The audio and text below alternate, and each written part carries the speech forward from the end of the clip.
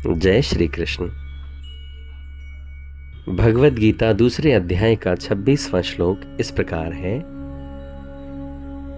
अथ चैनम नित्यजातम नित्यं वा मन्यसे मृतम तथापि त्वं महाबाहो नैवं शोचितुम अर्हसि।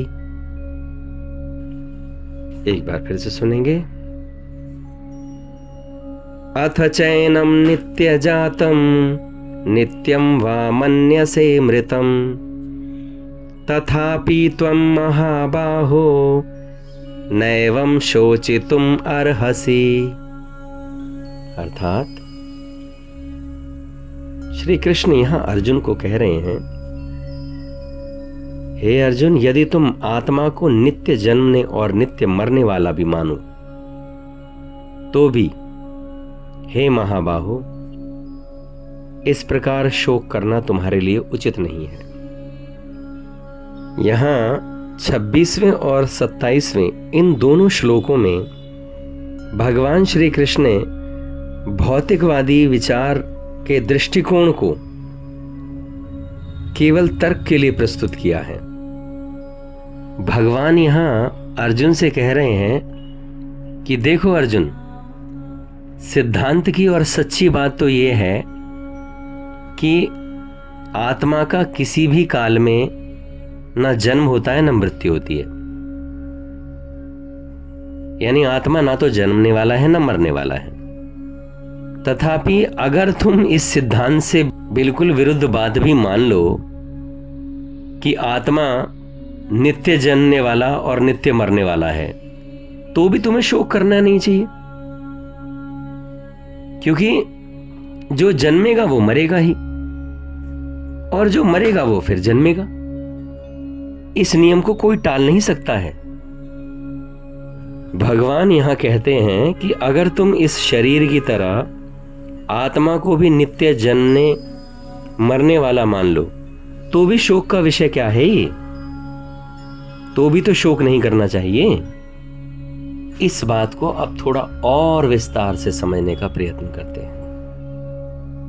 कृष्ण का ये वचन बहुत अद्भुत है। अब कृष्ण अपनी तरफ से नहीं बोल रहे।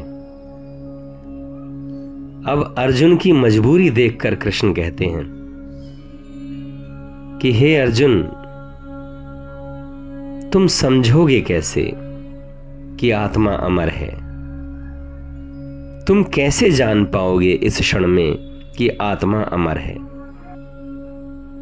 छोड़ो, तुम यही मान लो, जैसा कि तुम्हें मानना आसान भी रहेगा। आत्मा मर जाती है, सब समाप्त हो जाता है। अर्जुन से कहते हैं कृष्ण, हे महाबाहो, अगर ऐसा ही तुम मानते हो तब भी मृत्यु के लिए सोच करना व्यर्थ ही तो है। जो मिट ही जाता है उसको मिटाने में इतनी चिंता क्या है? जो मिट ही जाएगा, तुम नहीं मिटाओगे तो भी मिट जाएगा।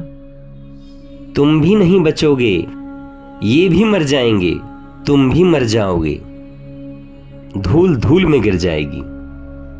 तो चिंता क्या करते हो?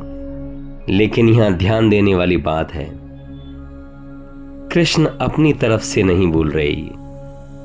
कृष्ण इतनी बात कहकर अर्जुन की आंखों में देखते होंगे, कुछ परिणाम नहीं होता। परिणाम आसान है भी नहीं।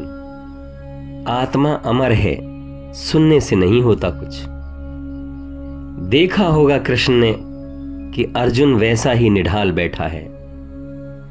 ये बातें उसके सिर से ऊपर गुजर रही हैं। सुनता है कि आत्मा अमर है, लेकिन उसकी चिंता में कोई अंतर नहीं पड़ता। तो कृष्ण ये वचन मजबूरी में अर्जुन की तरफ से बोलते हैं। वे कहते हैं, छोड़ो, मुझे छोड़ो, मैं जो कहता हूं उसे जाने दो, रहने दो। फिर तुम ऐसा ही मान लो, तुम जो कहते हो वही ठीक है। लेकिन ध्यान रहे, वो कहते हैं ऐसा ही मान लो, लेट अस सपोज। कहते हैं ऐसा ही स्वीकार कर लेते हैं, जो तुम कहते हो वही मान लेते हैं कि आत्मा मर जाती है। तो फिर तुम चिंता कैसे कर रहे हो? फिर चिंता का कोई कारण भी तो नहीं है।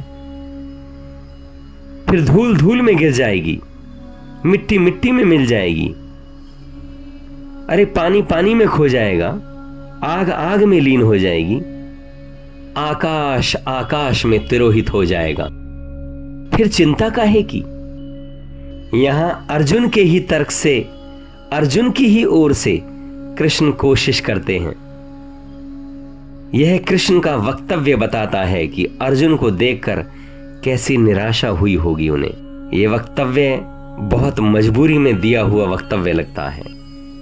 यह वक्तव्य खबर देता है अर्जुन बैठा सुनता रहा होगा, फिर भी उसकी आंखों में वही प्रश्न रहे होंगे, वही चिंता रही होगी, वही उदासी रही होगी। सुन लिया होगा उसने और कुछ भी नहीं सुना होगा। कृष्ण को ऐसा ही लगा होगा, नहीं सुन रहा है, नहीं समझ रहा है। बात भी सुनने और समझने से आने वाली कहां है? कसूर भी उसका क्या है? बात अस्तित्वगत है, बात अनुभूतिगत है। मात्र सुनने से कैसे समझ में आ जाएगी, बताओ ना। नहीं नहीं, अभी कृष्ण को और मेहनत कर लेनी होगी, और आयामों से दरवाजे खटखटाने होंगे। अभी तक कृष्ण जो कह रहे थे वो पर्वत के शिखर से कह रहे थे, वो एक अलग डायमेंशन में बात कर रहे थे, अर्जुन के तल पे बात नहीं कर रहे थे। अब कृष्ण को अंधेरी गली का उपयोग करना होगा, उतरना होगा तंग गली में, अंधेरी गलियों का तर्क लेना होगा, आना होगा अर्जुन के तल पर। इस श्लोक में इतना ही, फिर मिलते हैं अगले श्लोक में। मैं स्वामी असीम आप सभी को प्रणाम करता हूं, मेरा प्रणाम स्वीकार करें। धन्यवाद।